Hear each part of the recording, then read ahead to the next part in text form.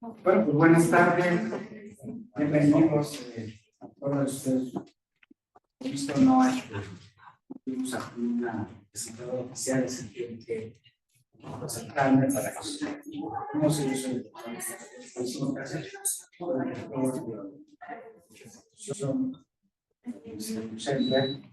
y en nombre de la comunidad de la universidad es que es importante venimos hoy para pues, avanzar, dar entrada a una nueva etapa en la vida jurídica de igual manera, pues, llamamos que la bienvenida sale nuestro el plazo que nos acompañe el diálogo nacional de los mañanas, tratar de ir a compartirnos sus conocimientos y sus reflexiones sobre este importante tema, pues ligado a uno de los fenómenos más graves que tiene la sociedad mexicana y muchas sociedades contemporáneas, es la corrupción, y los esfuerzos que hace el Estado mexicano precisamente. Tal suerte que bueno, en marco de una nueva etapa, decía yo, que se hizo en el país, con la aprobación social de un nuevo código de procedimientos civiles familiares, un código moderno que trae nuevas instituciones más ágiles, más acordes con la modernidad. Pues, estamos aquí denunciando siempre en la Constitución con una beneficia de la Ciudad de México, avanzando en un proyecto para ir capacitando con el apoyo de los funcionarios que están más involucrados con este nuevo fenómeno procesal, para dar diplomados, capacitaciones a los juristas mexicanos que todavía no están indexados con este nuevo modelo.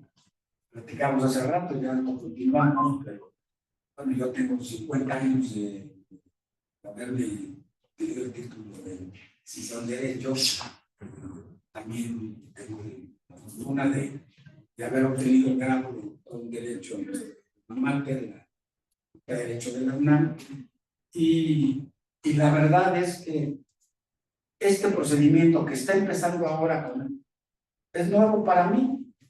Todo esto de las nuevas tecnologías aplicadas a la justicia, de la oralidad en todos sentidos, también ya he tenido que llevar un juicio oral, y miren que vengo de la rama penal, estoy acostumbrado al sistema penal acusatorio, nos tocó también participar, pero es completamente diferente estar enfrente de un juez penal, de comunicación, tener toda la posibilidad del Ministerio Público, pero esto es muy técnico, es un tema verdaderamente muy técnico. Comentaban aquí de que algunos jueces desistieron de este nuevo proyecto y se nos fueron, porque es un reto importante la oralidad en esta materia y todas las nuevas herramientas.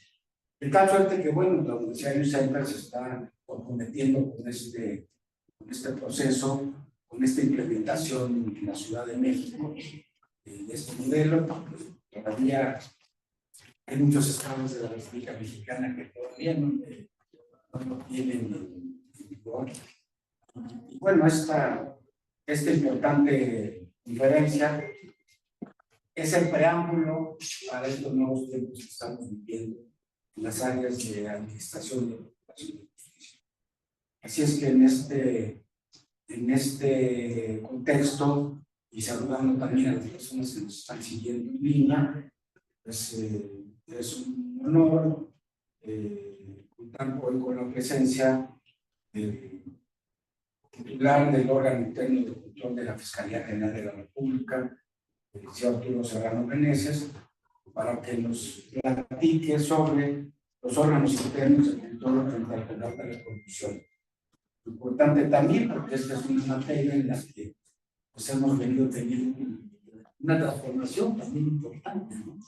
Y bueno, pues nuestro conferencista de hoy, tiene una experiencia en el área tanto de la Procuración de Justicia, ha desempeñado diversos cargos en la Fiscalía General de la República y también, desde luego, en la Secretaría de la Función Pública, que ahora seguramente nos explicará, y a veces para los que venimos de la vieja guardia nos cuesta trabajo imaginarnos que los titulares de los órganos de control pues ya no dependen, no son nombrados por el titular de esa dependencia, sino que ahora tienen que ver con una especie de transparencia, de control, y es la Secretaría de la Función Pública la que se encarga de gestionar esta especialidad para que pues, podamos estar previniendo y combatiendo la corrupción en las diferentes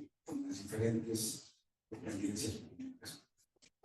Presento también a la maestra Elvira Lampón, que nos acompaña aquí, que es una doctora en Derecho, egresada de la UNAM, también egresada de la UNCERTA, quien ahora pues colabora con nosotros en estas labores en las que la UNCERTA está queriendo entrar a la modalidad de estudios temas procesales y constitucionales.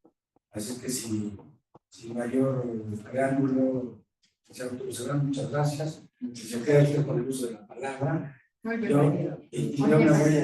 Yo me voy a permitir, pues, desde aquel lado, dejar aquí al maestro Serrano, como si estuviera en la sala de su casa, que nos platique y aprendamos. Aquí hay una. Perfecto. Y aquí tenemos a nuestra coordinadora académica, Paula, pendiente para que te lo agradezco mucho. Muchas gracias. Muchas gracias. Muchas gracias.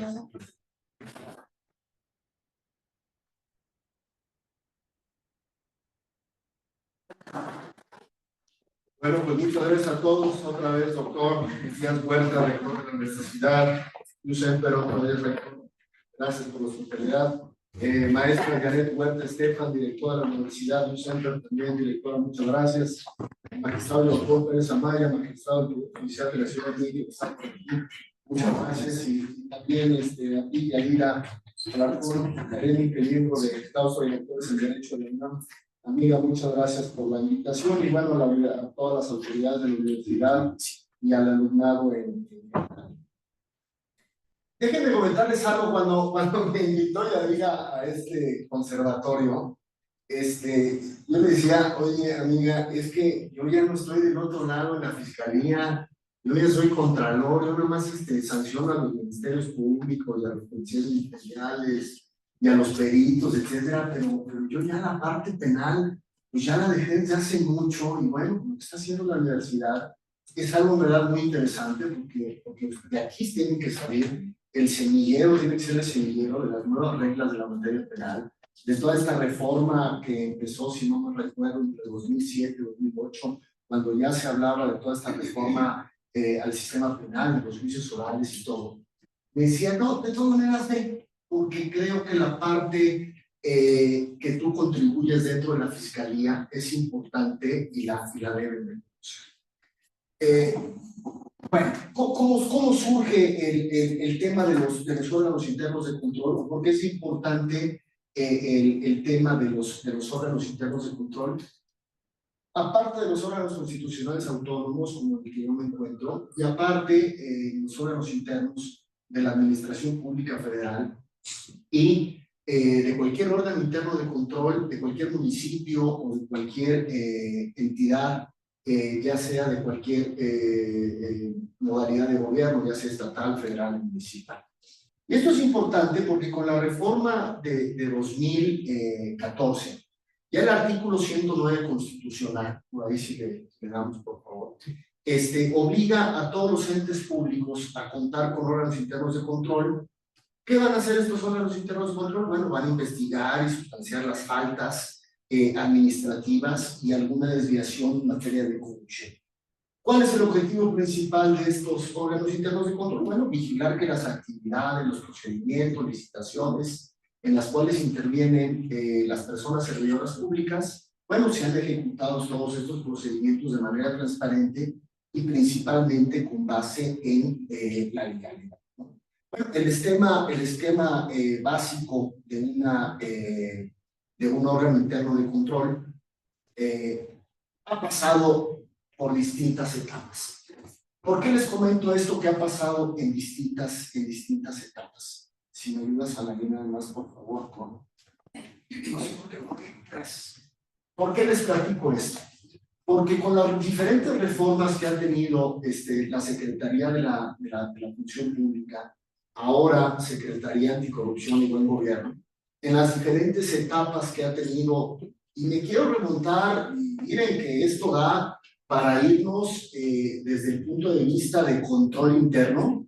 Podríamos hablar que los primeros esbozos se dieron desde las leyes de Indias. O sea, me puedo remontar muchísimo atrás cuando, bueno, con todo este tema de la conquista, pues digamos que a la corona no le quedaba muy claro si todo lo que estaban juntando acá en la Nueva España efectivamente llegaba a España, a los reyes. Entonces empezaron a mandar personas en específico para cuidar todos los bienes que ya pertenecían a la corona, ¿no? Entonces esos eran los primeros esbozos cuando se estaba hablando de control interno. Ya después nos podemos ir a una época revolucionaria en la cual ya empiezan a surgir diferentes entidades, ¿no?, de control dentro de la administración pública, que así se puede llamar, donde finalmente se da el punto de quiebre. Yo lo considero así, es con la famosa, recordarán ustedes, bueno, ya los que tienen un poco más de años, la famosa reforma moral que emite el presidente Miguel de la Madrid. Veníamos de una época complicada, recordarán un sexenio anterior con López Portillo, se acordarán que su hijo fue secretario de Estado, ni más ni menos, y él estaba orgulloso de eso, ¿no? El nepotismo en toda su esplendor, ¿no? Con su hijo secretario de Estado, ¿no? Entonces venía esa famosa renovación moral del Estado que propone el presidente Miguel de la Madrid, y se da el primer esbozo de cambio de paradigma, en la cual surge como tal la entonces Secretaría de la Contraloría de Desarrollo Administrativo, que era el primer esbozo de poder cambiar esto y que hubiera dentro del gobierno una instancia de control y que pudiera sancionar y vigilar a los servidores públicos. Entonces, digamos que yo, para mí es el punto de quiebre el gobierno de Miguel de la Madrid, en el cual se da este parteaguas, donde nace esta secretaría, ¿correcto? Y se dan estos primeros cambios. Ya se habla de una ley federal de responsabilidades administrativas, ya se habla de una declaración patrimonial, ya se habla de los esbozos de una evolución patrimonial del servidor público, y se empiezan a poner más candados en cuanto al ejercicio de los recursos gubernamentales. Gracias. Es que si no, no los voy siguiendo. Gracias. Bueno, ¿qué pasa después de todas estas incursiones? Bueno, recordemos que se da después el cambio de la famosa SECODAM a la Secretaría de la Función Pública, ya dentro del gobierno de Vicente Fox Quesada, ¿no? ¿Y cuál era la estructura básica dentro de los órganos internos de control? ¿Para qué fueron creados estos órganos internos de control? Bueno, fortalecer el control legal y la rendición de cuentas, prevenir, detectar, sancionar y erradicar las prácticas corruptas, y el objetivo principal es vigilar que las actividades y todos los procedimientos de las personas servidoras públicas sean ejecutadas de una manera transparente y con base en la legalidad. Ahora bien, ya el artículo 37 de la Ley Orgánica de la Administración Pública Federal establece, ya habla de los titulares de los órganos internos de control y de las unidades de responsabilidades que son nombrados por la entonces titular de la Secretaría de la Función Pública. Y algo muy importante, aquí ya se habla del carácter que van a tener, y es un carácter de titular de autoridad. Ya se habla que son autoridades. Dejamos atrás ya el primer esbozo con Miguel de la Madrid, que fíjense qué curioso. Por eso les digo que aun cuando el esfuerzo se daba, pero en ese momento todavía los titulares de los órganos internos de control eran nombrados por el titular de la dependencia. Si la SECODAM emitía las reglas de carácter general de cómo vas a auditar, cómo vas a llevar los procedimientos, pero todavía había una subordinación legal, una subordinación jurídica al titular de la dependencia, y no solamente eso, el titular de la dependencia era quien nombraba los contratos. En claro conflicto de interés al haber una sujeción en cuanto a eso. Posteriormente y años después, ya se da esta facultad al titular de la Secretaría de la Contraloría y Desarrollo Administrativa, en la cual ya nombraba él a los contralores internos y a sus titulares de área. Este paradigma que se rompe es muy importante porque ya van a depender jurídicamente, funcionalmente y organizacionalmente de la Secretaría de la Contraloría. Entonces creo que este rompimiento entre el nombramiento que se daba por el titular de la dependencia al titular de la Secretaría de la Contraloría y Desarrollo Administrativa, creo que se rompe ese vicio que se encontraba de que el mismo que te fiscalizaba, al que fiscalizabas, te nombraba. Posteriormente, en el artículo 44 de las personas titulares de los órganos internos de control, conforme a la Ley Orgánica de la Administración Pública, van a ser responsables ¿de qué? De la fiscalización, control interno, evaluación de la gestión pública y la aplicación del régimen de responsabilidades administrativas.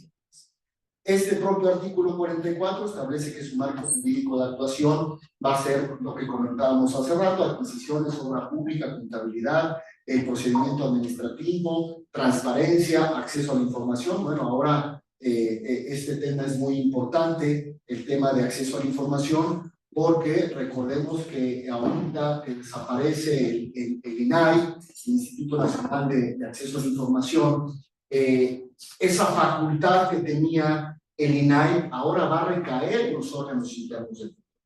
Entonces es muy importante esta reforma, porque nosotros como órganos internos de control tendremos que adecuar nuestras estructuras para ahora resolver todos estos procedimientos que antes atendía el INAI, que si bien nos notificaban a nosotros para iniciar procedimientos de posible responsabilidad administrativa, ahora nosotros vamos a tener que llevar estas cuestiones en caso de que la dependencia o entidad donde laboremos llegue a haber incumplimientos en materia de transparencia. Entonces esto es importante. Esta es la reforma es de este año. El INAI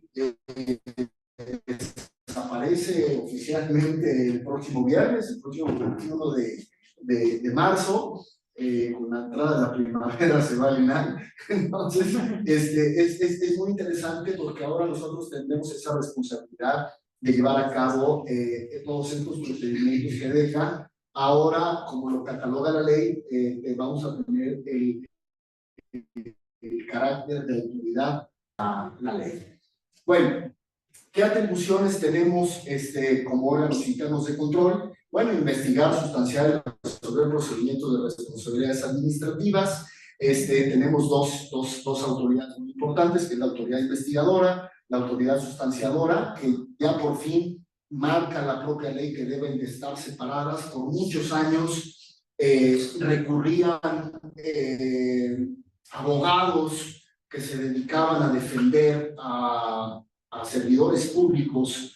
Déjenme decirles que por muchos años existió ese vicio dentro de la Secretaría de la Función Pública, en el cual, sobre todo órganos internos de control pequeños, que yo debo entender que por una cuestión presupuestal no podían tener estructuras completas. Entonces era algo muy chistoso, porque recaía en una sola figura, en una sola persona, perdón, dos figuras, que era el titular de quejas, ahora titular de investigaciones, y el titular de responsabilidades, que era el encargado de sancionar. Entonces era algo muy chistoso, porque yo, Arturo Serrano, podía ser el titular de quejas y firmaba un procedimiento, un informe de presunta responsabilidad administrativa, y se lo turnaba a quién creen, Arturo Serrano, para que resolviera, ¿no? Y por muchos años, esa figura fue atacada por juristas que encontraron esa debilidad hasta que hubo un pronunciamiento, perdón, en materia judicial y se señaló existían antecedentes de que no podía ser la misma persona. Es por eso que en la nueva norma, en la norma de 2014, ya forzosamente deben de estar separadas estas áreas, más bien, no separadas. No debe de recaer un nombramiento en la misma persona, siendo titular de quejas y hoy autoridad investigadora contra el titular de responsabilidades, que es al final del día el que va a emitir la sanción. ¿Qué más se tienen dentro de las atribuciones de los órganos internos de control? Bueno, ejecutar las facultades relacionadas con mecanismos de prevención de rendición de cuentas, revisar el ingreso, manejo y custodia y aplicación de los recursos públicos, cómo se va a hacer ese seguimiento al ejercicio del gasto ya una vez autorizado el presupuesto. En su momento, obviamente, presentar denuncias que en las leyes señalen como delitos ante la Fiscalía Especializada en Combate a la Corrupción. Esto es importante y déjenme detenerme un poquito en esta parte, ¿no? Casi toda falta administrativa se puede configurar un delito y viceversa, ¿correcto? Es parte de la normativa, así está establecido. Y es muy importante porque muchas veces me dicen, oye, Arturo, ¿y esto es penal o es administrativo? Y yo lo que les digo es, dependiendo de la gravedad, dependiendo de cómo vaya la investigación, es donde nos podemos apoyar más para ver si ya cae en un tema penal o en un tema administrativo. Esto con la finalidad de que yo creo que la finalidad de lo que tenemos que discernir si estamos ante un delito o una falta administrativa, ¿correcto? Es la importancia que le queremos dar al tema de que no haya, que no dejemos libre una sanción, ¿no? No estarnos peleando si es penal o si es administrativa, no. Veamos dentro de nuestra investigación qué es el mayor peso, hacia dónde nos está llevando nuestra investigación, y ahí tendremos que discernir si le damos vista a la Fiscalía de Combate a la Corrupción o bien, como órganos internos de control, nos quedamos con esa sanción. Aquí, obviamente, la institución que represento, la institución que estoy yo, que es la Secretaría de la Función Pública, la Fiscalía General de la República, corren dos áreas muy interesantes dentro de la institución, porque por un lado está la Fiscalía de Combate a la Corrupción y por otro lado está la Fiscalía de Asuntos Internos. La antes conocida, y aquí no me va a dejar mentir el señor rector, la entonces Visitaduría, ¿no? Bueno, con esta reforma de la que yo hablaba en un inicio, del 109 constitucional, marca un parteaguas muy importante esta reforma. ¿Por qué? Y en específico, dentro de la Fiscalía, antes Procuraduría General de la República. Antes, esta visitaduría, esta área de control también de la institución, eran dos áreas de control de la entonces Procuraduría, el órgano interno de control que dependía organizacionalmente y funcionalmente de la Secretaría de la Función Pública, y la visitaduría. La visitaduría tenía un procedimiento de carácter administrativo que era una sanción reconocida en la Constitución, que es el procedimiento de remoción. Este procedimiento de remoción, ¿qué esfera jurídica atacaba? Atacaba la esfera jurídica del personal sustantivo de la institución, el llamado régimen especial. ¿Quién es este régimen especial dentro de la institución? Peritos, ministerios públicos y policías federales ministeriales. Estas tres figuras, cuando cometían alguna sanción que ameritaba su remoción, quien aplicaba, quien ejecutaba el procedimiento y la sanción entonces visitaduría dentro de la Fiscalía, de de la Procuraduría General de la República. Con la entrada en vigor de la ley de 2014, en la cual se reforma el 109 constitucional, ya las únicas autoridades facultadas para imponer sanciones de carácter administrativo es la Secretaría de la Función Pública, los órganos internos de control y en algunos casos la Auditoría Superior de la Federación. Entonces ya no jugaba, en el caso de la Fiscalía General de la República, y permítanme la expresión, jugar, ya no jugaba el tema de sanción administrativa dentro de la entonces licitaduría, ahora Fiscalía de Asuntos Internos, por lo cual, una vez que se da la reforma constitucional, que entra en vigor, se da la constitucionalidad de la autonomía constitucional de la Fiscalía en diciembre de 2018 y la posterior designación del primer fiscal general de la República en enero de 2019, y posteriormente cuando elige, o más bien tiene a bien elegirme la Cámara de Diputados como Contralor de la Fiscalía General de la República, se separa ya el tema de este régimen de sanciones administrativas conocidas por las remociones y ya pasa al órgano interno de control esta facultad. Entonces creo que es algo importante de acotar para que tengan conocimiento. Adelante. Esas sanciones que comentas son las que se prevén en la Ley General del Sistema Nacional de Seguridad Pública. Bueno, y digamos, de ahí también me genera la duda, de lo que ahorita comentas, que si el órgano interno de control, actualmente la Fiscalía, también se debe encargado de resolver las cuestiones de permanencia, porque ahí son dos cuestiones. Una cuestión es una sanción disciplinaria, que normalmente en la policía son los consejos de honor y justicia, que pasan, que ahorita como lo comentas es la licitaduría, la que se encarga de esos asuntos en la Procuraduría, pero también digamos que el tema que queda ahí bailando, porque ahorita me queda la duda, es el tema de la permanencia, ¿no? Que sería el artículo 41 de la Ley General del Sistema.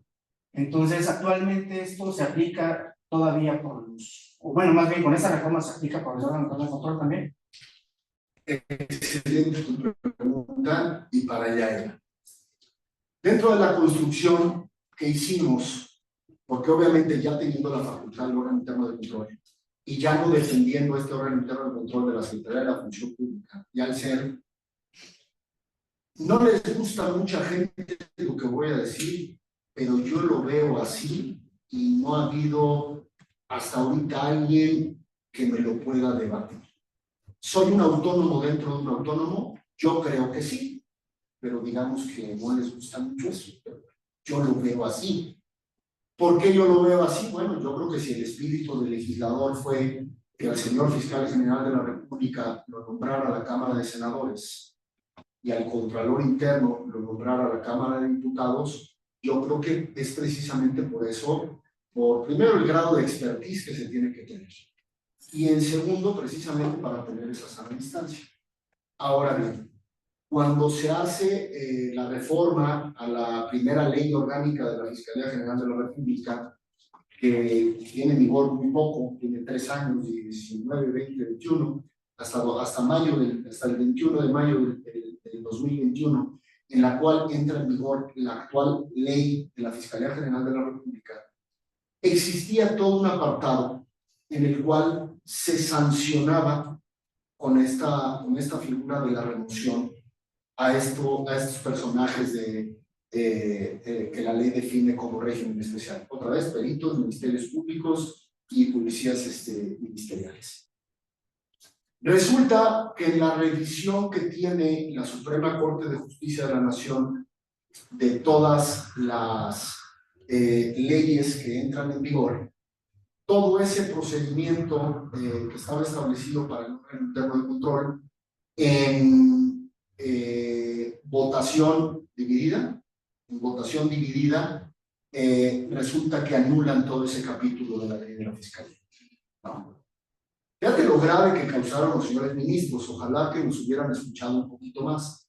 Ellos la figura jurídica que consideraban era que se estaba repitiendo otro procedimiento, el cual ya estaba contemplado dentro de la Ley General de Responsabilidades. O sea, me decía, tu Contraloría no puedes tener paralelamente otro procedimiento sancionatorio cuando ya tienes una ley general.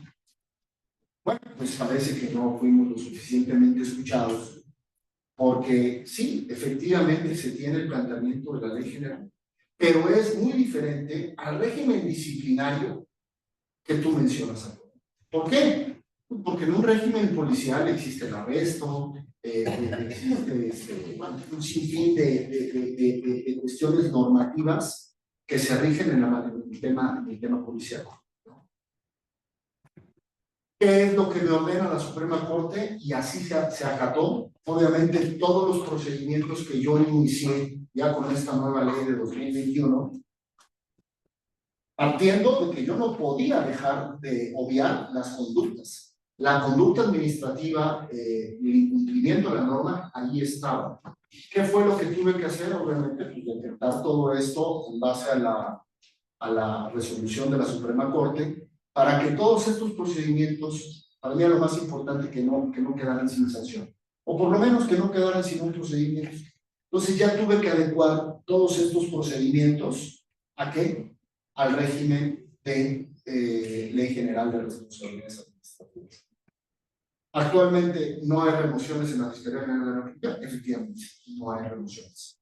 No hay la sanción de remoción, pero hay inhabilitación, hay sanciones económicas, en fin, hay otro tipo de sanciones que contemplan.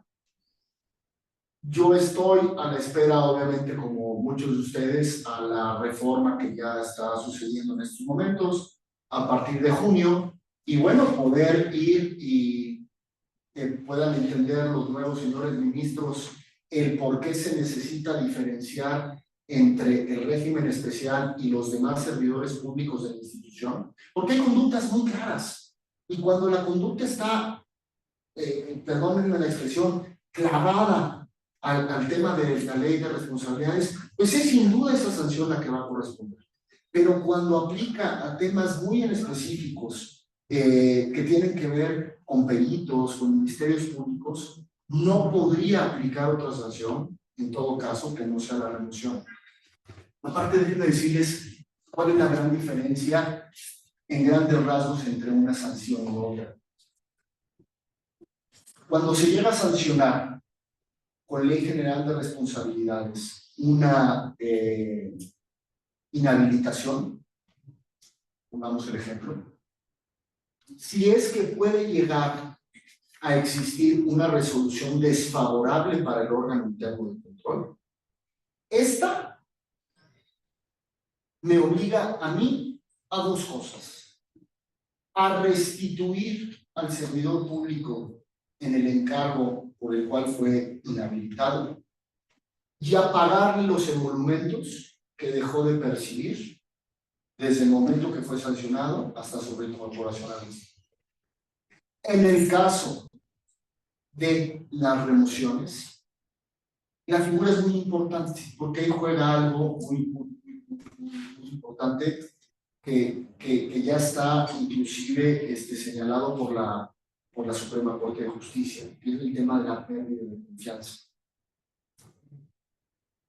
Y en el caso de la remoción, si es que hay una resolución desfavorable para el órgano interno de control,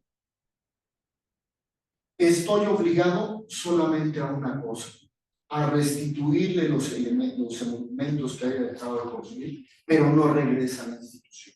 Eso es muy importante.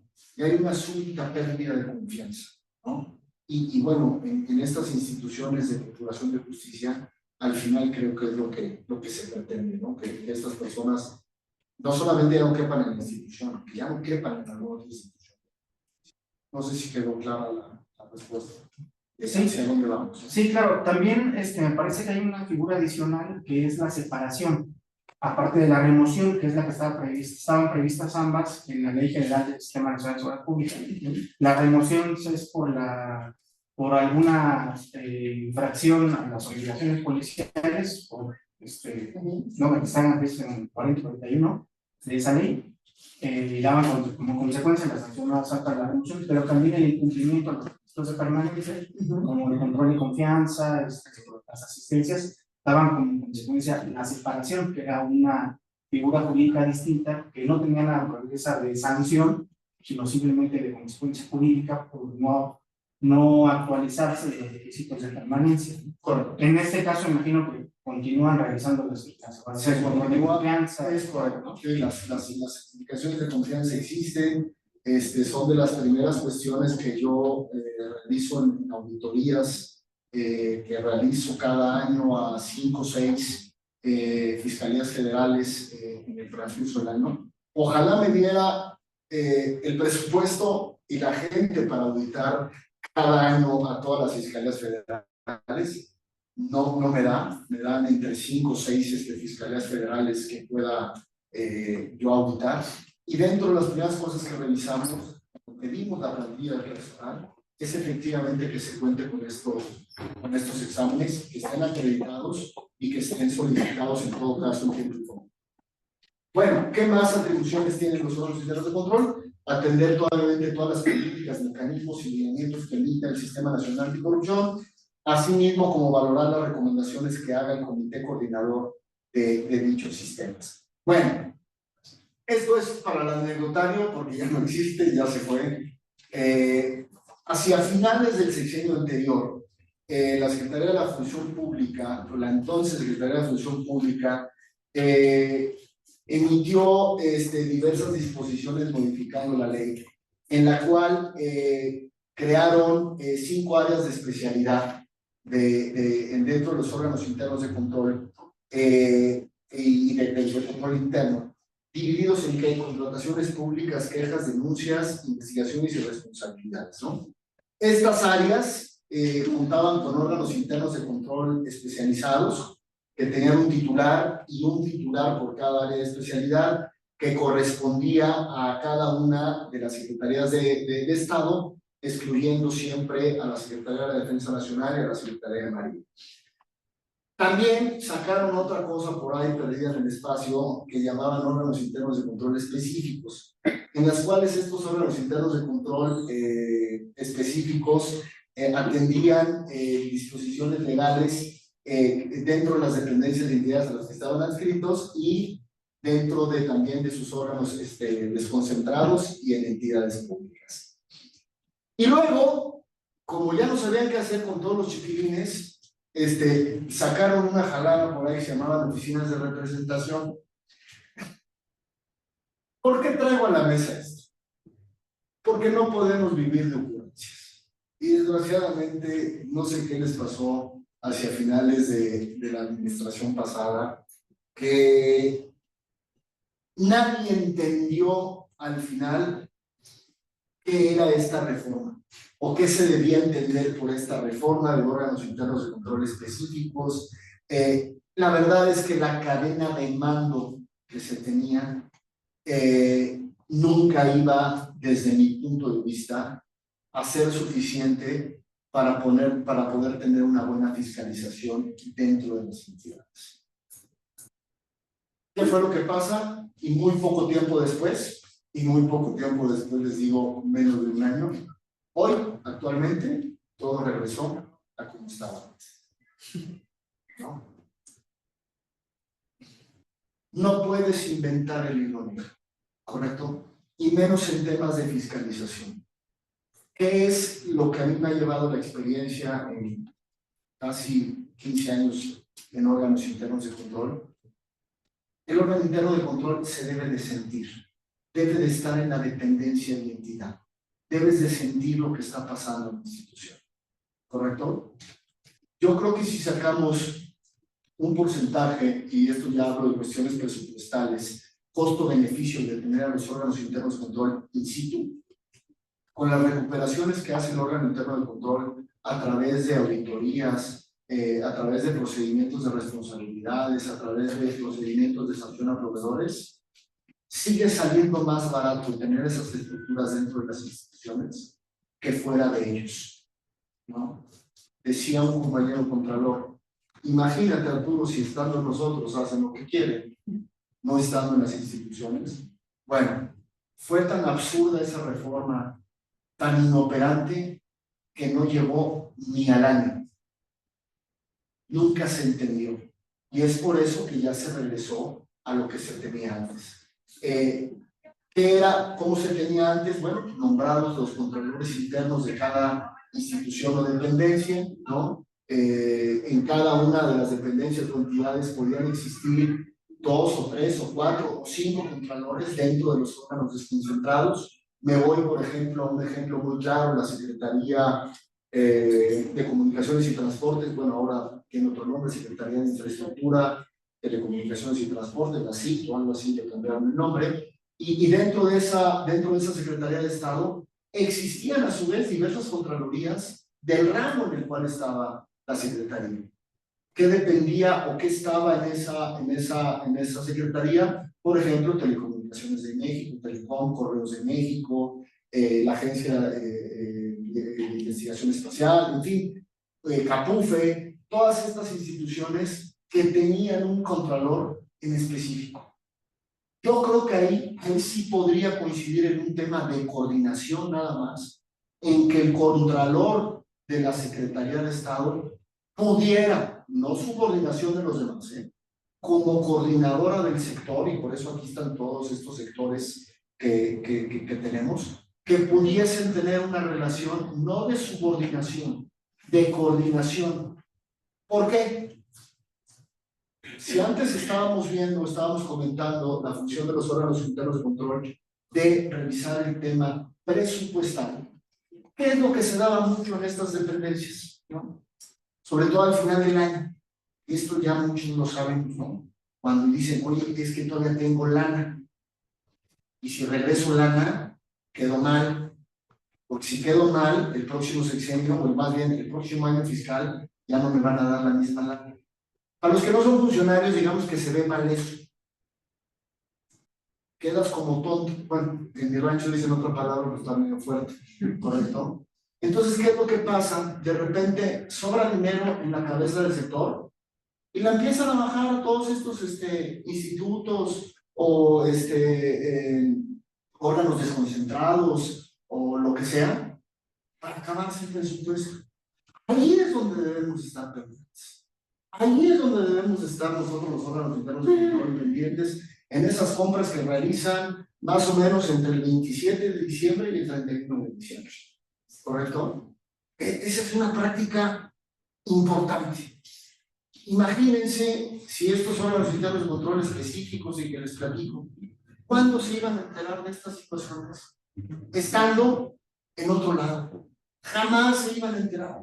O sea, les iban a pasar en verdad bolas rápidas o no saben cuántos lados. Creo que esto lo entendió la señora secretaria actual y por eso regresó al esquema anterior, que si bien es perfectible, porque toda ley es perfectible, pero creo que por lo menos el tener la presencia en la institución era mucho mejor a esta reforma que nunca aterrizó, nadie entendió y sobre todo era, desde mi punto de vista, muy inoperante, sobre todo los que sabemos lo que es estar al día a día en un órgano interno de control. No nada más por el tema de recibir denuncias. Bueno, el órgano interno de control interviene en demasiadas cosas dentro de una institución. En los comités de adquisiciones, en los comités de obra pública, en el tema de actas, entrega, recepción, en un sinnúmero de situaciones que debe de intervenir forzosamente el órgano interno. Siguiente, por favor. ¿Cuáles son las principales atribuciones de los órganos internos de control? Bueno, llevar esta sustanciación de los procedimientos de responsabilidad administrativa e imposición de sanciones de faltas administrativas no graves. Recordemos que con la reforma de 2014 ya el área de investigaciones se asume como institución investigadora, como autoridad investigadora. Esta pasa al área del área sustanciadora, y si el área sustanciadora detecta o analiza o lleva a cabo el procedimiento y ve que es una conducta grave, se turna al tribunal administrativo para que ese, en su caso, emita la sanción correspondiente. Se verifican también el cumplimiento de las políticas que establezca el Comité Coordinador del Sistema Nacional Anticorrupción, presenta denuncias ante la Fiscalía de Combate a la Corrupción, como ya hemos comentado, verificar el cumplimiento de las obligaciones de las personas servidoras públicas, cuáles son estas Obligaciones, pues sabemos el tema de los códigos de conducta, que se rijan con respeto, con honorabilidad, el tema de las declaraciones patrimoniales, que es muy importante, en sus tres tipos, la inicial, la de corrección y la de mayo, que nos corresponde la devolución patrimonial, o más bien la de modificación patrimonial, perdón, que eso es un parteaguas y debe de ser muy importante para todos los servidores. ¿Por qué? ¿En qué radica la importancia de la declaración patrimonial? La declaración patrimonial tiene una finalidad muy clara. ¿Con qué llegas antes de ser servidor público? ¿Con qué evolucionas? ¿Cómo va a ser tu evolución patrimonial conforme eres servidor público? ¿Y con cuánto sales? Esa es la finalidad y creo que es parte de la responsabilidad que asumimos como servidor público. Implementar mecanismos internos que prevengan e inhiban faltas administrativas en los términos establecidos por el Sistema Nacional Anticorrupción, dar seguimiento a las observaciones determinadas y coadyuvar al funcionamiento del control interno institucional. El tema de control interno institucional es muy importante, aún cuando ya se ha quitado esa responsabilidad a los titulares de las dependencias y entidades. Creo que esa responsabilidad no se le debió de haber quitado a los titulares de las dependencias y entidades. ¿Por qué? Porque nadie debe de recaer el tema del control interno institucional.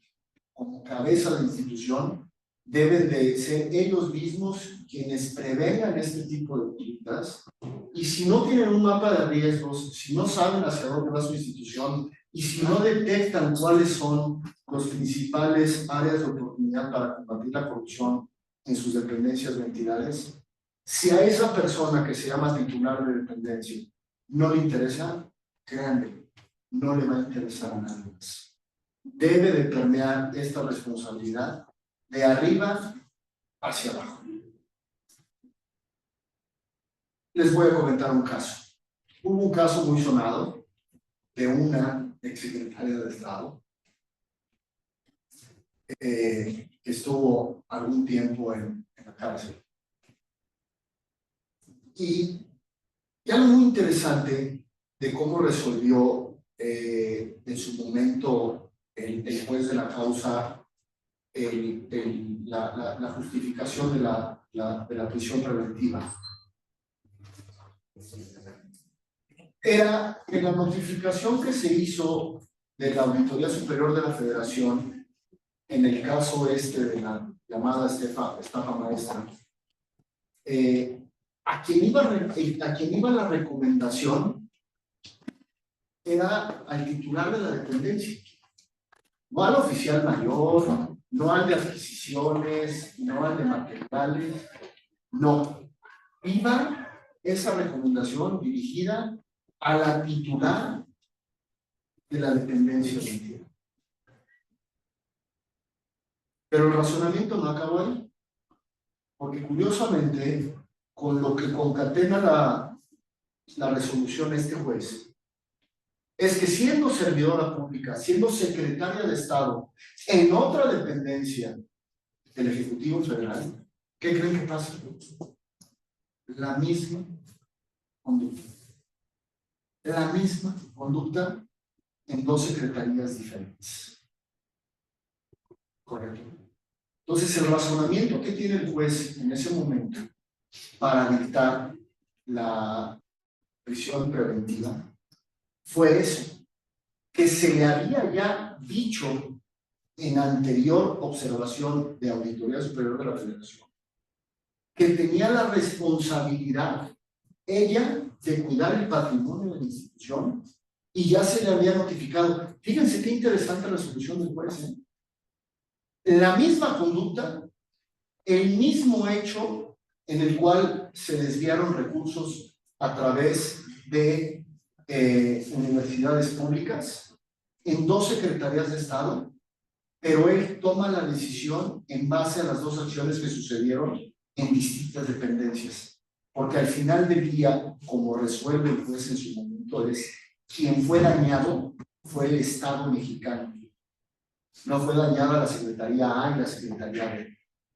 creo que son de las resoluciones, por lo menos, que a mí me ha causado, me ha movido jurídicamente el poder concatenar dos situaciones iguales en dos situaciones y que no tuviera que ver de una secretaría a otra, ¿me entienden? Que digan, oye, por lo que hiciste acá, te recuerdo que aquí ya te lo habían dicho.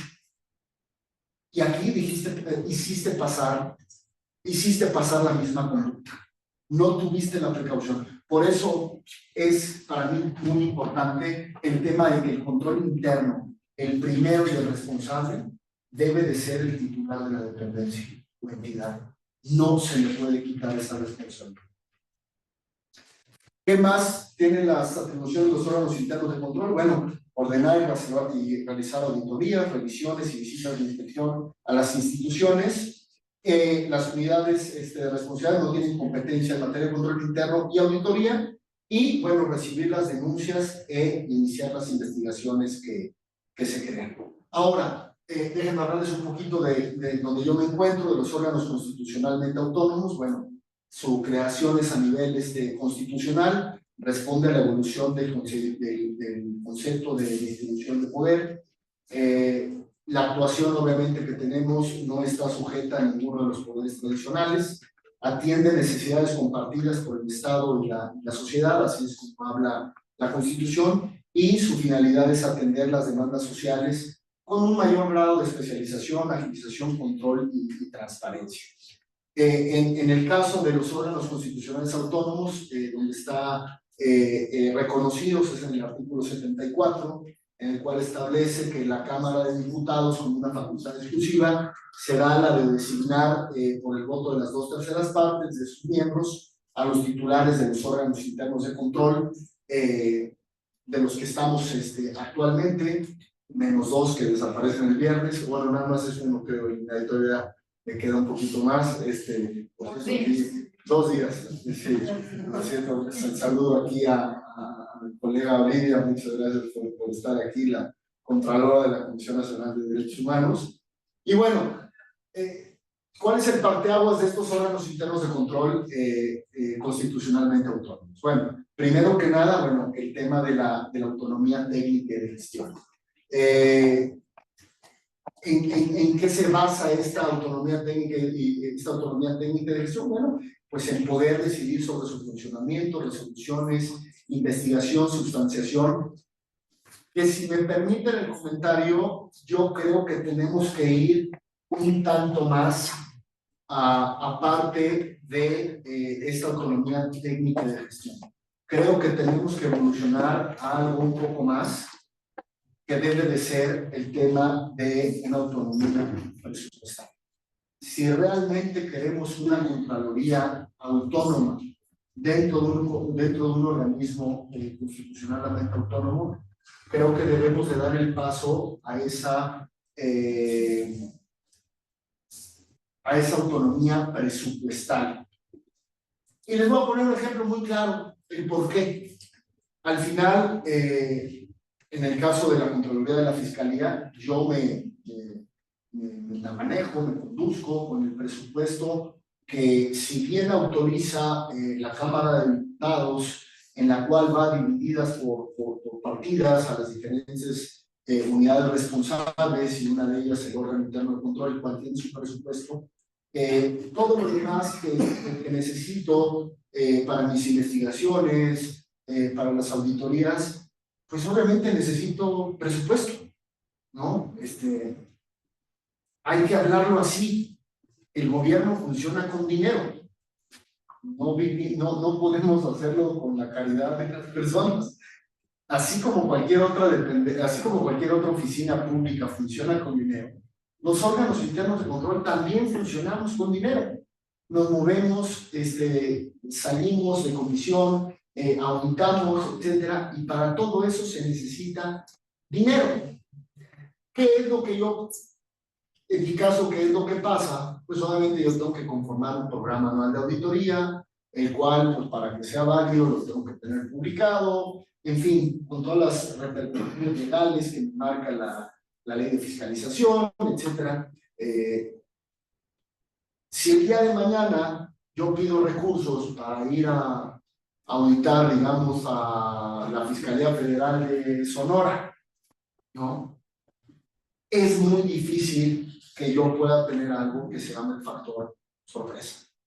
Y no factor sorpresa per se de ya llegué y ya les cayó la Contraloría y espántense todos. No. Se tiene oportunidad para que yo no encuentre la realidad de las cosas. No sé si me estoy dando.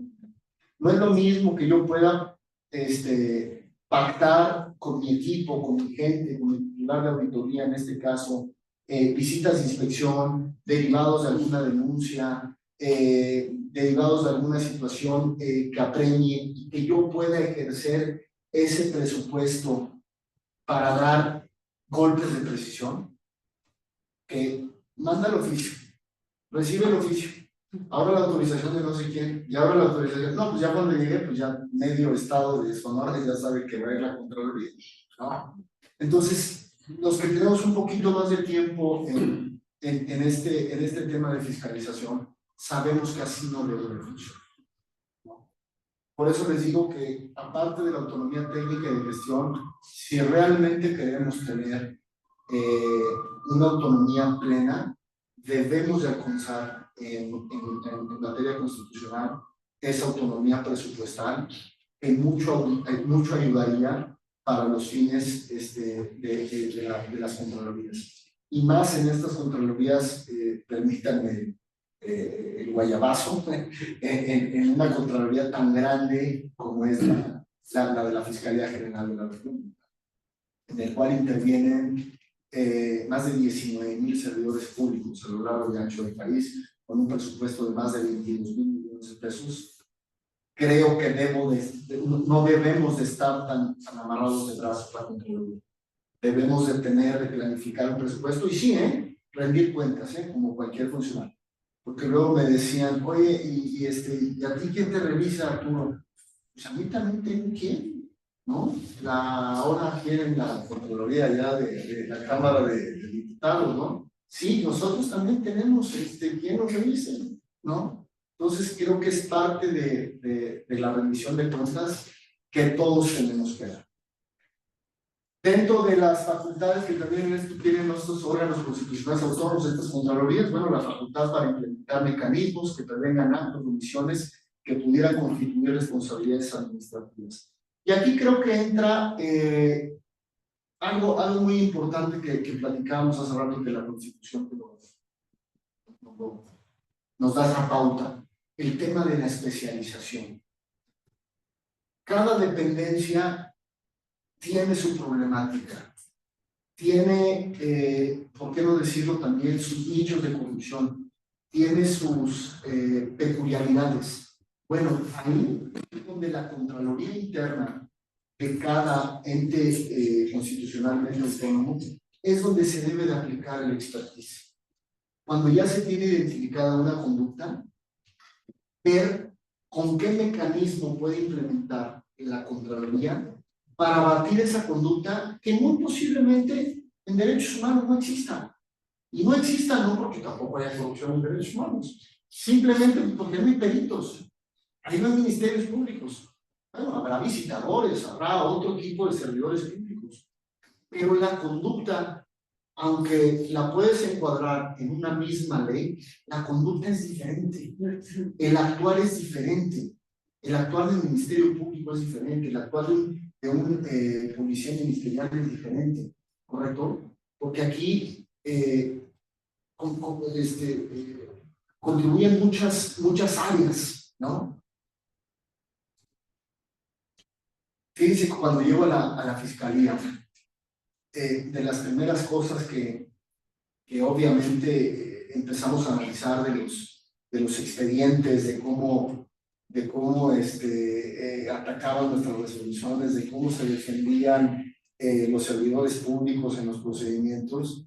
Y yo le decía a la gente con la cual, algunos ya tengo varios años de trabajar con ellos, y les decía, fíjense lo importante, en dónde estamos,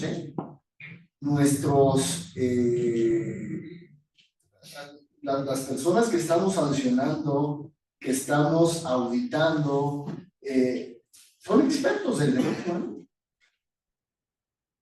Entonces, era un tema a considerar importante dentro del órgano interno de control, porque pues, en cualquier otra dependencia, pues creo que no tienes tantos abogados como aquí, ¿no?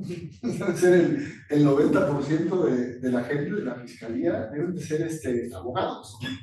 Y contra ellos litigamos, y ellos se defienden, ¿no? Y son expertos en materia, ¿no? Entonces, ese era un doble reto para la Contraloría, de por sí, de siempre lo que les digo. Y eso es importante también para los alumnos, ¿no? Trabajar con qué, cuando me dicen, Arturo, es que ¿con qué trabajas tú? Con indicios probatorios razonables. Si partimos de eso, créanme que van a tener buenas investigaciones. Si no tienen un indicio probatorio razonable, háganlo para nada. Ya después de tantos años en este tema, pues ya sabemos cuándo es una denuncia dirigida o golpeadora, o se están peleando un grupo de empresarios por un contrato, la denuncia acá. Ya tenemos cierta experiencia de cuándo discernir, cuándo de repente sí hay carnita en los asuntos, o cuándo realmente no la hay.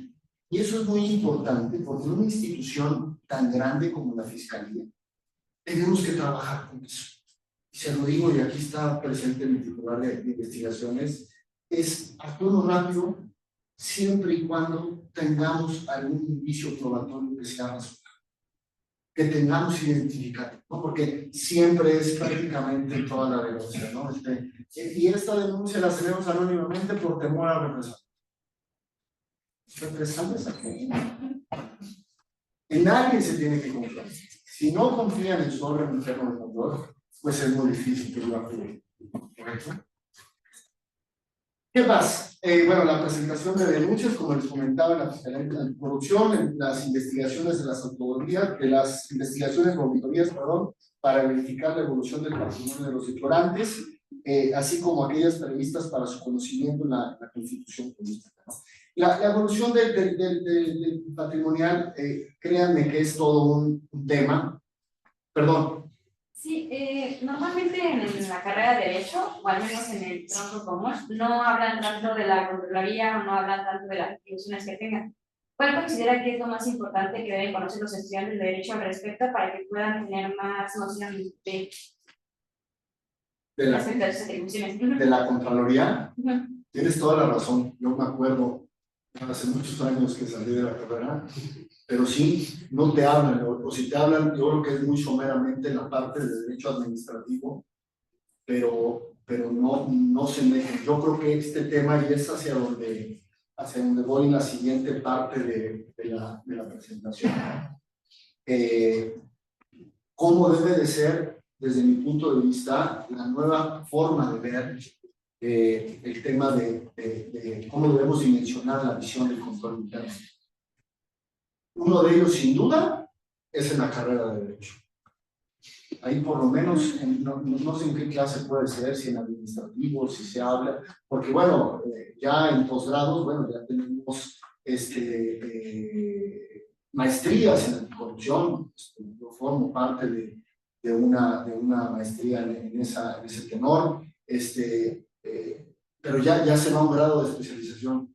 Y sí, coincido contigo, en la carrera no tenemos ninguna herramienta que les digan a los estudiantes de Derecho, oye, si tienes alguna cuestión de Derecho Administrativo, porque si hablan de Derecho Administrativo y trámites y cómo acceder y el acto administrativo, etcétera, pero no hay nadie que nos explique quién es una autoridad en materia administrativa que te pueda ayudar el día de mañana, ¿no? Nos enfocamos mucho al hecho, al acto administrativo, pero no al tema de responsabilidad. Bueno, entonces creo que estamos en tiempo, ¿verdad? ¿Estamos en tiempo? Ok, bueno, me apuro, ya me jalaron la pregunta. Como yo lo veo, es algo muy interesante este tema que se ha hablado. Hay un librito muy importante, se los recomiendo, que es del maestro Rafael Martínez Fon, miembro del INAP y también miembro del Consejo de Participación Ciudadana, del CPC, del Sistema Nacional Anticorrupción. Y él sacó un librito muy chiquito, se lo echan muy rápido, lo leen muy que te habla del compliance administrativo. Él es de las primeras personas que habla en el país del compliance en el derecho administrativo, ¿no? Bueno, que es como yo lo veo, dentro del compliance administrativo debe estar el respeto, compromiso, diálogo y acuerdo. Ese creo que sería la punta de lanza del cumplimiento normativo. Esta nueva cultura del servicio público, yo creo que debe de estar partiendo en tres apartados. La ética que nos debemos como servidores públicos, la transparencia, que definitivamente un gobierno que no es transparente no puede evolucionar, no puede estar apegado a la norma, y que sea participativo. Si no nos queda claro que ya el tema de la corrupción o del combate a la corrupción es tema de todos, estamos fritos, ¿eh? Si creen que los órganos internos de control van a acabar con la corrupción, siéntense a esperar. En verdad se los digo. No podemos solos. Este ya es un tema de participación de todos. ¿Por qué? La corrupción ha dejado de ser una responsabilidad única del servicio público y se ha visibilizado, a la coparticipación de todos los particulares. ¿Por qué? Les voy a decir por qué. Miren, ya todos somos auditores, ya todos somos combatientes de la corrupción. ¿Con qué? Con esto. Esto nos está dando visibilidad. ¿Qué? A todos en el combate a la corrupción. Esto, la visibilidad ya la tenemos enfrente de todos. El arreglo en lo oscurito, la autopista mal hecha, en fin. Ya todos tenemos la posibilidad de ir y identificar un acto de corrupción y hacerlo público. Antes, pues, ¿qué se iba a saber? Si se hizo el hospital o no se hizo el hospital, o si tenía cama o no tenía cama, o si decía ahí en la entrada del hospital unidad de cuidados intensivos y había 2 hot dogs y una Coca-Cola. Ahorita ya se puede. Esa visualización es parte de lo que necesitamos que toda la gente nos lo dé a conocer. Y antes era de muy difícil acceso, ahora ya se puede. Los procesos de rendición de cuentas, como la declaración de situación patrimonial, se han hecho visibles y el escrutinio público será cada vez más común y relevante. Ya tenemos el tema de los observadores ciudadanos.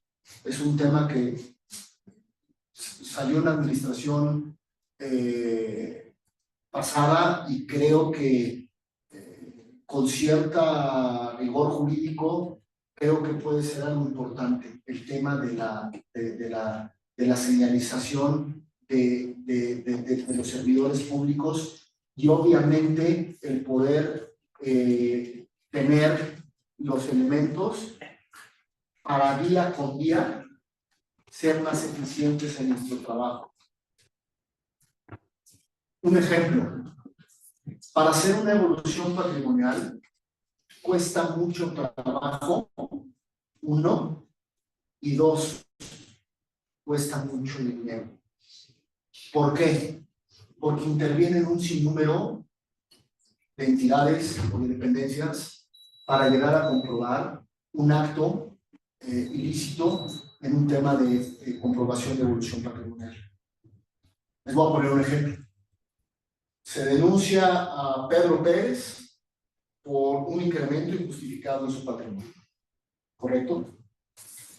Veo que el señor nació en Veracruz. Veo que la mamá es de Sonora. El papá es de la Ciudad de México. La esposa es de Yucatán y trabaja en la Ciudad de México. ¿Dónde busco los bienes? Una buena evolución patrimonial me dice, pues investigan en todos esos estados. ¿Por qué? Porque tiene una relación, al final, con cada una de esas entidades, ¿correcto? Y pues el coche lo pudo haber sacado, o la casa, o el departamento, o el helicóptero, o lo que tenga el señor. Lo pudo haber sacado en cualquiera de esas entidades de la República. Ojalá, y ya se ponga de acuerdo el Sistema Nacional Anticorrupción y haya una convocatoria firme por todos los representantes del Sistema Nacional Anticorrupción y que se llegue ya a tener la plataforma de información única para los órganos internos. ¿Qué es esta plataforma? ¿De qué nos va a servir la plataforma?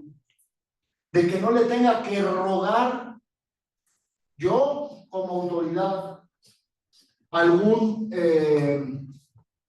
registro vehicular de cualquier estado para que me dé la información de Pedro Pérez. ¿Correcto? Sino que simplemente yo con un clic pueda acceder a un sistema y en segundos saber si ese Pedro Pérez tiene algún vehículo registrado, no en los estados que le acabo de decir, en cualquier estado de la República Mexicana. Eso es a lo que tenemos que llegar. Hay que preguntarnos por qué las entidades, o muchas de las entidades, no han querido firmar esos convenios de colaboración. ¿La idea es buena? No, no es buena, es buenísima. ¿O por qué cuando le pido información al SAT se tarda tanto tiempo en regresarme? ¿O cuando le pido información a la Comisión Nacional Bancaria de Valores se tarda meses en entregarme la información? Cuando debería de ser al alcance de un clic. Todos estamos monetizados. Todos sabemos aquí, todos firmamos todas las transacciones que realizamos. ¿Correcto? Eso, ojalá, yo pido que podamos tener eso ya próximamente.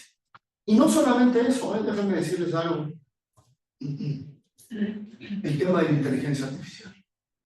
El tema de la inteligencia artificial, el día de mañana, para el tema de responsabilidades administrativas de evolución patrimonial de los servidores públicos, acuérdense de mí, va a ser un parteaguas en el tema de la fiscalización.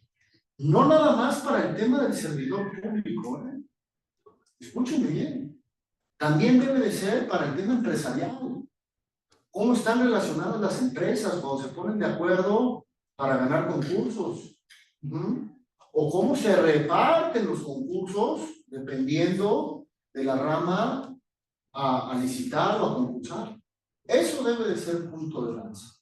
Estos robots que les llaman, que deben de estar cuadrando lo que yo registro en mi declaración patrimonial junto con los pagos que hago a tarjetas de crédito, las colegiaturas de mis hijos, la gasolina que cargo, los impuestos que pago, todo eso que ahorita lo sacamos manualmente, lo siguiente en inteligencia artificial nos lo debe dar un robot con un clic.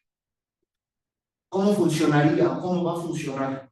Esto ya existe, no crean que vengo de un chorro, no, esto ya existe, en verdad. Otra vez Pedro Pérez, para no poner nombres. Yo voy a agarrar el nombre de Pedro Pérez y le voy a decir, cruza Pedro Pérez Hernández con este RFC, ¿correcto? Con estos descendientes que tiene, con esta esposa que llama padres con estos RFCs, y cuádrame todo y hazme una evolución patrimonial, o más bien, hazme una evolución del registro que hace toda esta comunidad alrededor de Pedro Pérez. En verdad que eso, que yo espero que suceda, nos va a cambiar muchísimo el tema de la fiscalización.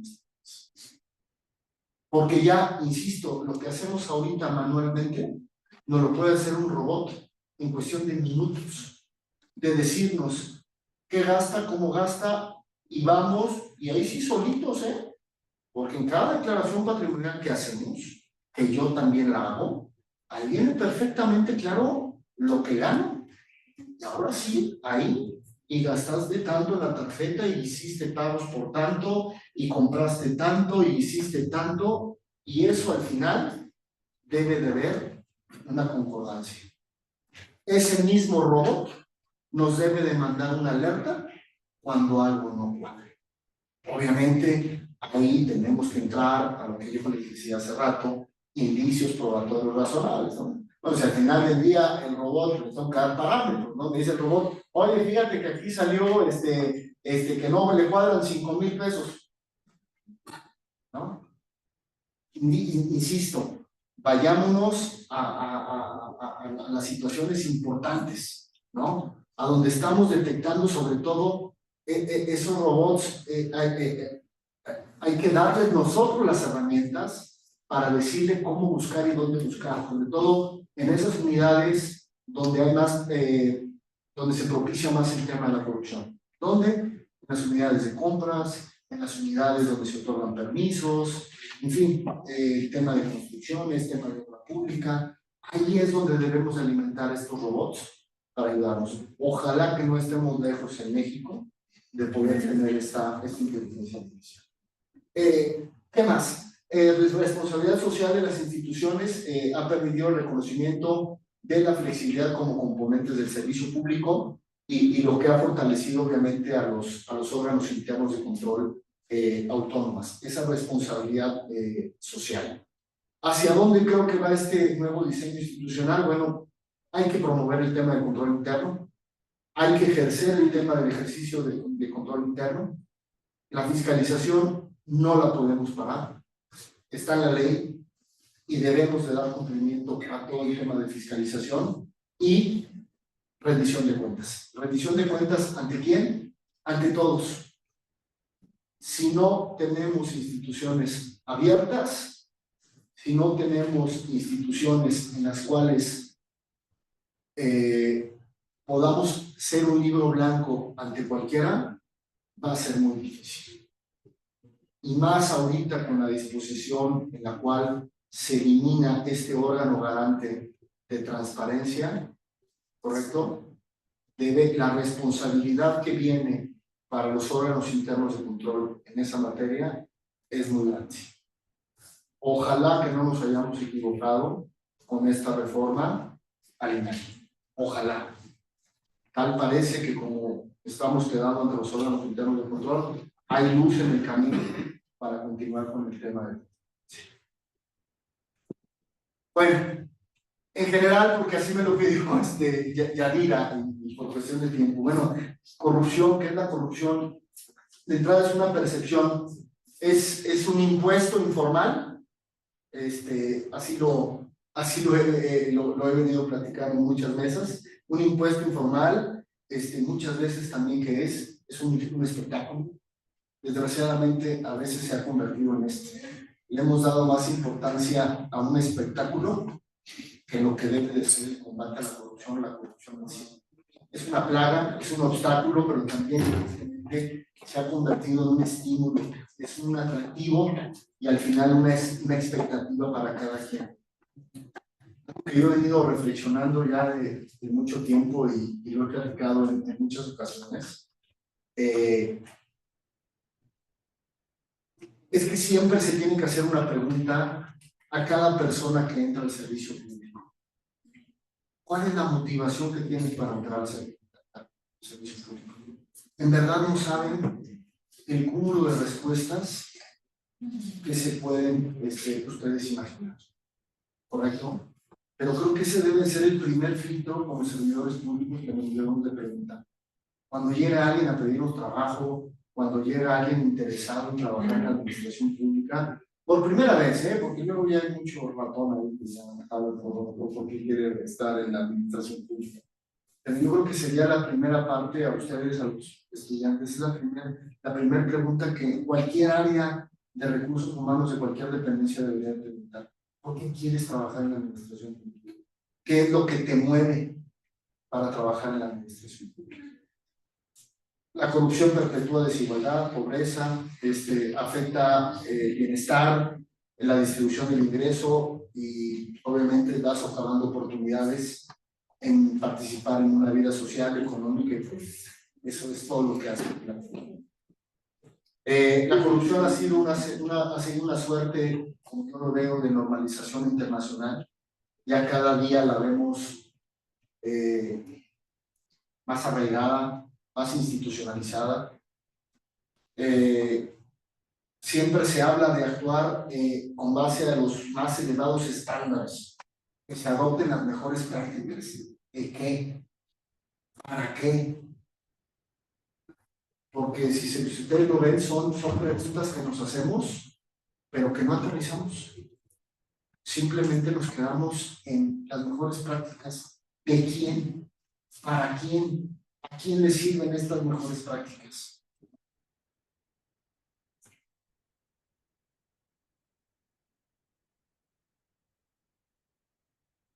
El combate a la corrupción hay que definirlo de manera casuística.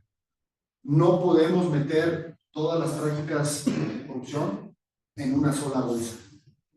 Tenemos que identificar caso por caso, lo que yo les comentaba hace rato, el grado de especialidad por el cual crecen estos órganos internos de control autónomos, es por el grado de especialidad que deben tener.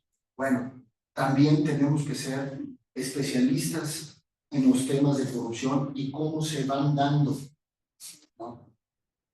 Fíjense algo muy interesante que lo hemos visto y que lo hemos repetido y platico con mis colegas en otras dependencias y eso es muy importante, el estar conectados entre nosotros.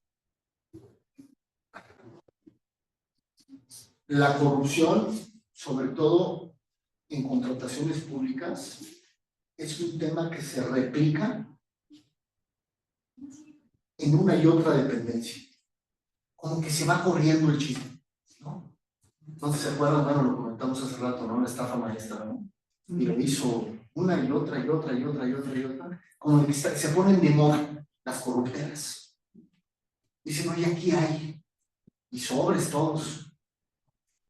Entonces, si queremos agarrar todos los peces, no podemos aplicar. ¿Qué es lo que yo propongo? Vámonos caso por caso. Casuísticamente hay que ver cómo se va comportando la corrupción en las dependencias en las que estamos trabajando. Buenas tardes, querido Arturo. Muy interesante la charla. Yo quisiera hacerte una pregunta. Sí, claro. ¿Cómo ha sido para quienes se dedican a las funciones de Contraloría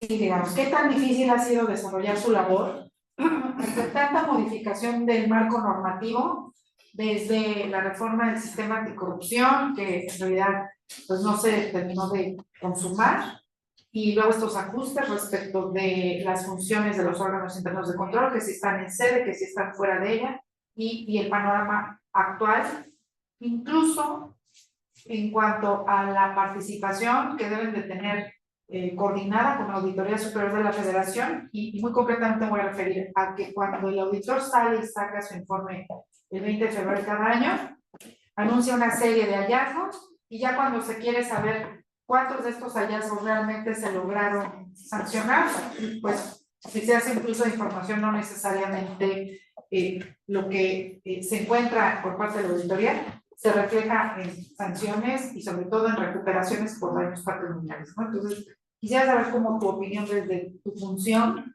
qué tan difícil ha sido lidiar con todo este tema y vorágine de reformas, y luego esta combinación de funciones con otro tipo de instancias que se supone que son pues de más alta jerarquía o función como la Auditoría Superior de la Federación. A ver, sin duda ha sido un batallar, no en mi caso, déjame decírtelo,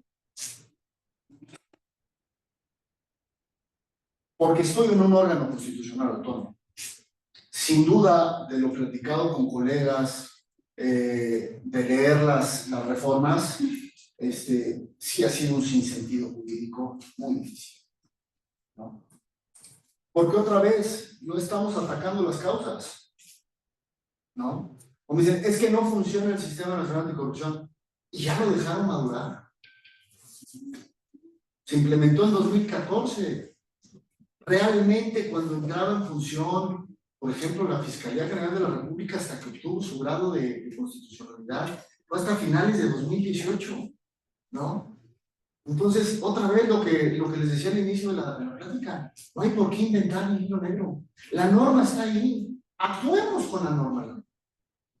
Ese es el problema. Y bueno, sí, mucha gente que no sabe de esto y que no sabe aplicar la norma. Y si a eso le agregas que ahora hay 17 autoridades diferentes, y yo tenía mi contralor en mi dependencia, ahora me dicen que hay un grupo de 7 sabios, que esos 7 sabios van a controlar a 16 y esos 16 a otros 32. No hay una coordinación. Si nosotros, en una sola contraloría, como la Fiscalía, tan grande, son demasiados los temas que vemos, imagínate con estas figuras que se hablaron de órganos internos de control específicos, una sola persona iba a atender en cada caso 25 órganos internos de control. No, puta, ni reintintín, ¿verdad? ¿No? Ahora, el tema de la Auditoría Superior de la Federación. Justo lo que platicamos hace un momento, ¿no? Desgraciadamente esto se vuelve a veces más que una actuación gubernamental, en un espectáculo. ¿Qué es lo que queremos entonces? Si sale el señor auditor, informa lo que tiene que informar y da los números. Yo quiero ver esos números. ¿Cuánto suena la caja? De esos miles de millones de pesos que se anuncian, ¿cuánto se recupera? Eso es lo importante. Porque yo también puedo salir a decir que fiscalizo 19,000 millones de pesos de la Fiscalía General de la República. ¿Y qué dejé? ¿Qué tengo? ¿Cuántos casos de corrupción obtuve? Si hubo desviaciones, ¿cuánto recuperé para la institución? ¿Cuánto recuperé para el erario? Entonces yo creo que el tema de la Auditoría Superior de la Federación, desde mi punto de vista, creo que ha dejado mucho que desear, ¿no? Al final, muchas de las auditorías que realiza la Auditoría Superior de la Federación, quien acaba resolviendo los PRAS, los procedimientos de responsabilidad administrativa, somos los órganos internos de control. Híjole, no crean que ven ningún completos, ¿eh? Y tenemos un problema ahí grave, jurídico, que yo no puedo perfeccionar lo que no hizo la Auditoría Superior de la Federación. Yo no puedo volver a hacer un acto de autoridad. Yo no puedo volver a hacer un acto de fiscalización, porque si no, lo tendría viciado el procedimiento. ¿Correcto? Entonces, esa sería mi opinión. Sí se necesita una instancia como la Auditoría Superior de la Federación, sí, conjuntándola en una especialidad cada vez mayor a las entidades que está fiscalizando. Creo que ya estoy sobre el tiempo. La verdad es que esto da para mucho más, para hablar. Por ahí tenía el tema que nos lleva al tema. Es que, perdón, pero hablo mucho. No sé si se pueda, señor rector, Yadira, poder tener ya una interacción directamente ya con el diplomado, ¿no? Porque en verdad creo que esto da para mucho más. No quiero abusar de su tiempo. Es una materia que a los que nos apasiona esto, nos salimos, como pueden ver, más que una conferencia. A mí lo que me gusta es esto, el debate, la plática, y si están de acuerdo tus alumnos, señor rector, obviamente, de poder volver a tener una charla, y qué mejor ya dentro de la materia de los diplomados que estén dando, y ya en algo en específico, yo obviamente con personal de la Fiscalía, que sé que tendría mucho interés en venir y platicar diversas situaciones con ustedes, ¿no? Sobre todo el tema de menores, que creo que es un tema importante, de infracción de menores, ¿no? Y en este asunto, pues yo sí me gustaría regresar con tiempo más suficiente, y bueno, si puedo participar. Adelante. Muy bien.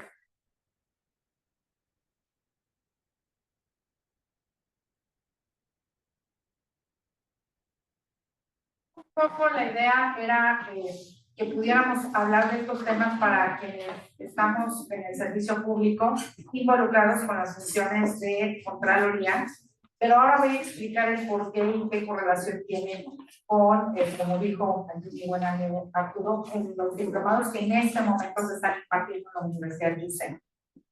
Pues resulta que el año pasado se aprobó la creación del Código Nacional de Procedimientos Civiles y Familiares. Y ustedes dirán, ¿qué tiene que ver con la función de un contralor? Pues tiene todo que ver, porque este Código Nacional sustituye al Código Federal de Procedimientos Civiles, que es nuestra norma supletoria en materia administrativa.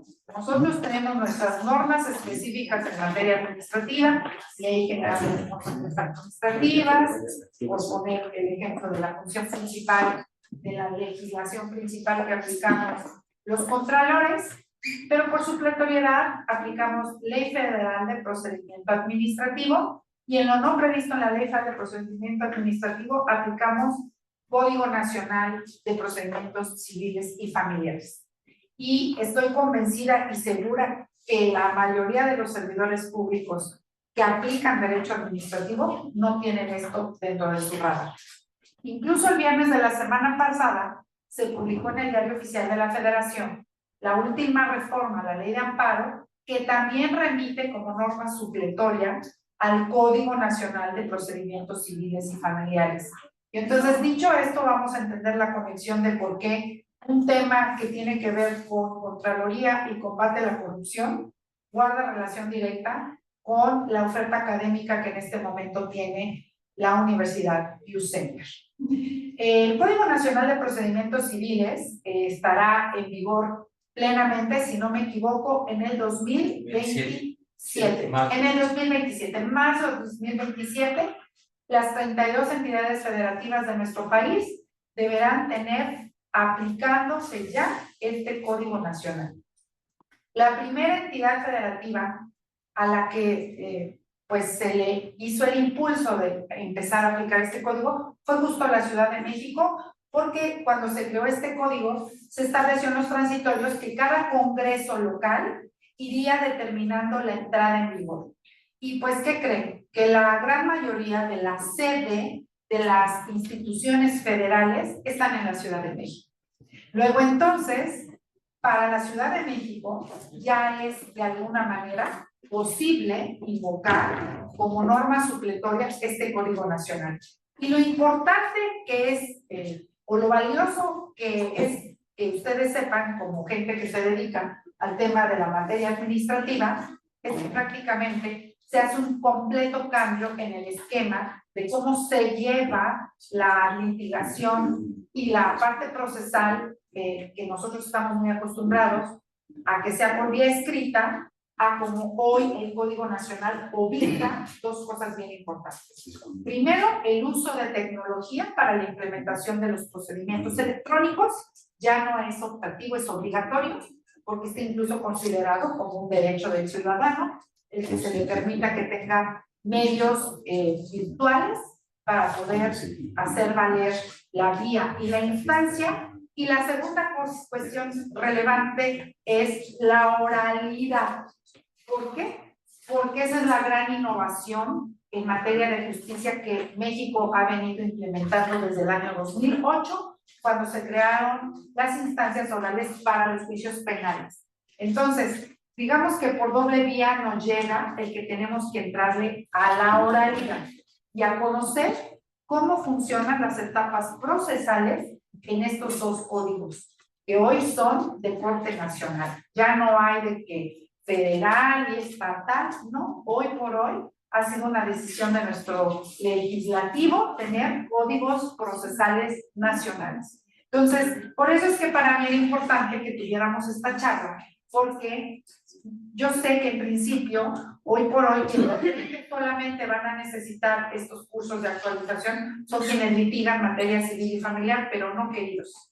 Hoy lo tenemos que aprender todos los abogados de este país, o sencillamente no vamos a estar en condiciones de poder litigar. Y lo más importante, que las personas que estén sujetas a nuestra jurisdicción, en nuestro caso, cuando se trata de contralores, servidores públicos, van a poder impugnar por vía de amparo cualquier actuación procesal si no se aplica el código correcto.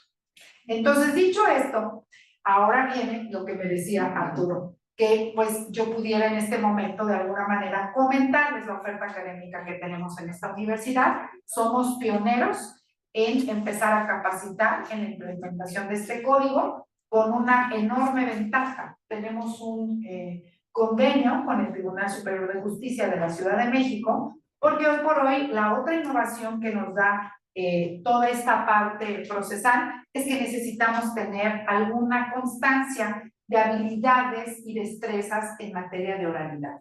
Y nuestro curso, nuestro diplomado, permite que se puedan certificar ante el tribunal y ustedes puedan contar con esa constancia que les garantice y acredite ante cualquier autoridad que cuentan con esa actualización, que conocen el Código Nacional, que conocen las nuevas reglas procesales. Yo quiero aprovechar a invitar a que nos acompañe ahorita en el presidio para hacer el cierre al magistrado Jean-Paul Pérez Amaya, porque quiero contarles que de las personas que se encargaron de la redacción de este nuevo Código Nacional es justamente el señor magistrado, que estuvo prácticamente completamente involucrado en la confección de este nuevo Código Nacional.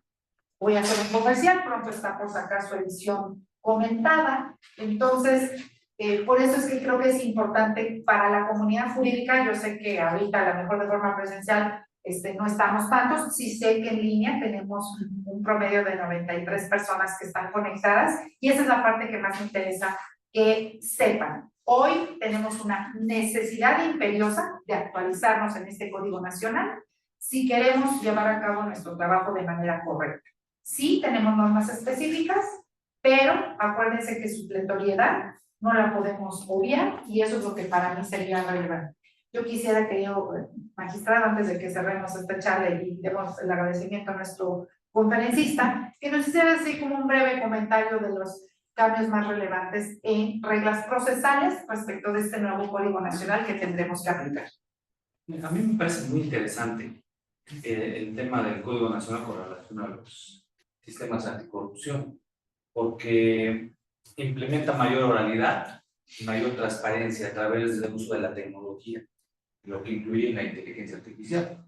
En la Ciudad de México estamos implementando sistemas digitales donde ya estamos utilizando inteligencia artificial. No lo hemos metido todavía en los sistemas ya abiertos, sino todavía está en implementación, principalmente por los costos. Uno de los problemas que nos decía nuestro ponente es pues, el dinero, ¿no? Necesitamos dinero para la inteligencia artificial, pero ahora ya muy fácilmente se meten a una plataforma que se llama Mi Tribunal y le pregunta a una persona ¿qué necesito para mis alimentos? Y él les presenta una demanda en tal domicilio y ahí mismo te toman tu competencia. Solo necesito tu experiencia.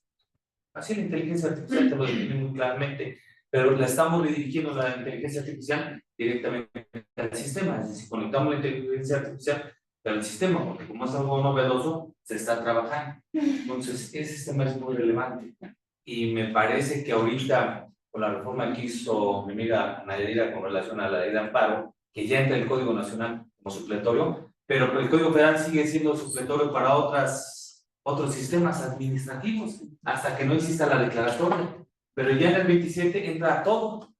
¿Y qué tanto debemos de cambiar nuestros sistemas procesales, sistemas digitales y oralidad? Creo que esa es una... Y cuando hablamos de sistemas digitales, es un punto enorme, ¿no? Y por eso es que aquí como coordinadores, como gente que estamos apoyando a la Youth Center, la realidad es que nos da mucho gusto estar aquí y tener ponentes de este nivel. ¿Cuándo nos íbamos a aplicar? Imaginan con Contralor de la Fiscalía General de la República nos iba a acompañar, muchas gracias. Pero aquí lo más importante es que los alumnos vengan a informarse precisamente de todo esto que nos está nutriendo bastante. Tenemos dos diplomados abiertos, uno para justicia para adolescentes, que también es relevante, y ahí se hace el ponente relacionado a ellos. La justicia para adolescentes me parece que fue el que empezó a imprimir un poco de oralidad un poco más avanzada, no la oralidad de los 50, de los 60, sino ya un poquito más avanzada, más platicada por la propia naturaleza de las muchachas, de los muchachos, evitar la doble victimización de las personas. Pero esto está creciendo. Cuando nos íbamos a imaginar que la ley de amparo se le iba a aplicar el Código Nacional, donde habla de audiencias orales? ¿Qué tanto va a irradiar a que si un magistrado local tiene que platicar su sentencia, pues ahora si se niega o se concede amparo o se sobresee, tenga que explicar al magistrado federal su sentencia? El debate, ¿no? Si un órgano interno tendría que explicar por qué va a sancionar a alguien o por qué no va a sancionar a alguien. Tribunales de disciplina. Eso va a ser muy importante, la que lo hacen todos los magistrados ¿Y qué tanto se va a hacer con transparencia? Así es. Lo que usted nos decía es muy con la transparencia. La verdad, de mi parte, le agradezco mucho. Fue muy agradable escuchar. Gracias. No, al contrario. Pues estamos en una etapa de muchísima transformación en materia jurídica en nuestro país. Son reformas y reformas, digo que nos apabullan hasta cierto punto porque son muy constantes. Pero lo importante es dejar en todos ustedes la inquietud de por qué es que, aun cuando hablamos de un tema de combate a corrupción, tiene relación directa con la oferta académica que tenemos en este momento, insisto, somos pioneros, somos de los primeros. Creo que estamos a muy buen tiempo de empezar a abordar el estudio de estos temas. 2027 está a la vuelta de la esquina. Creo que estamos en muy buen momento para que hagamos un buen ejercicio y los invitamos a que puedan, pues, inscribirse en nuestra oferta académica y, bueno, obviamente reiteramos que las personas que siempre nos hacen el favor de asistir de forma presencial, en agradecimiento a su tiempo, se les otorgará un descuento especial a quienes decidan inscribirse en cualquiera de los diplomados que tenemos vigentes en este momento. Y dicho eso, pues agradezco muchísimo a nuestro querido ponente. La verdad fue muy interesante la plática, querido Arturo, en temas también de combate a corrupción, pues este tema no se acaba, ¿no? Tenemos mucho todavía camino por andar, pero si nos ponemos de pie, por favor, yo quisiera formalmente entregar el reconocimiento que hace la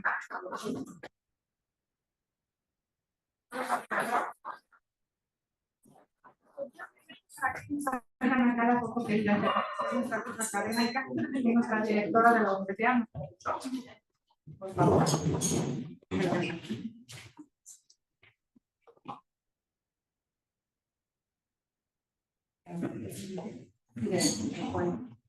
Y pues un aplauso nuevamente.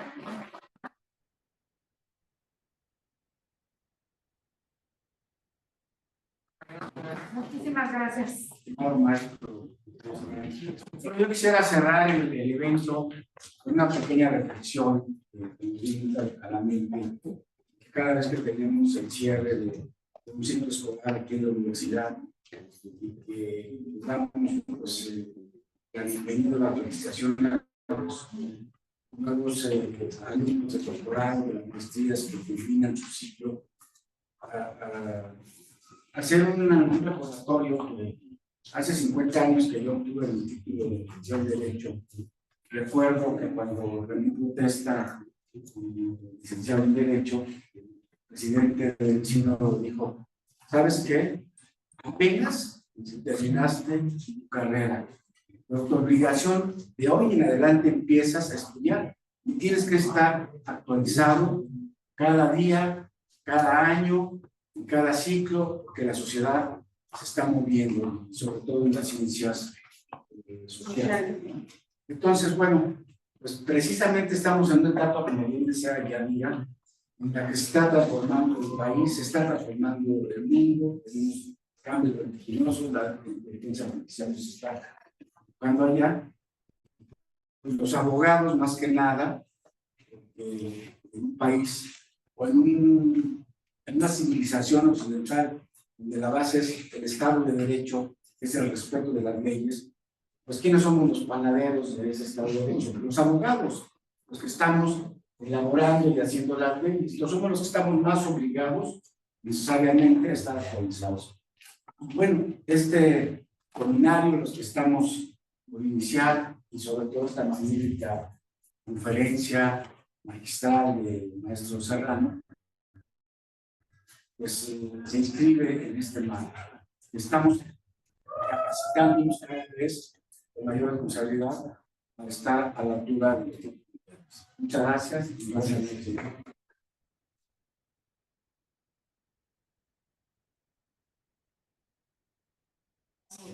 Muchísimas gracias. Gracias.